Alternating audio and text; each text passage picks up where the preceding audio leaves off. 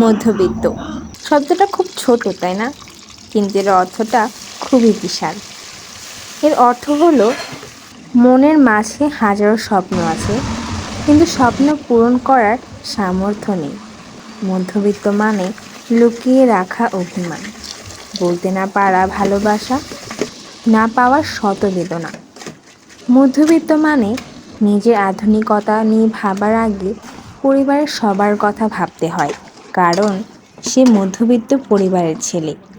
মধ্যবিত্ত মানে দোকানে শখের জিনিস দেখার সত্ত্বেও না দেখার ভান করে মনে আফসোস নিয়ে এড়িয়ে যাওয়া।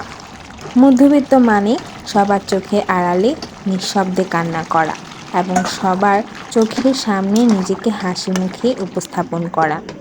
মধ্যবিত্ত মানে হাসতে গেলেও হিসেব করে হাসতে হয়, কাঁদতে গেলেও হিসেব করে কাঁদতে হয়, কারণ আমরা যে মধ্যবিত্ত, আর মধ্যবিত্তদের জীবন এমনই হয়।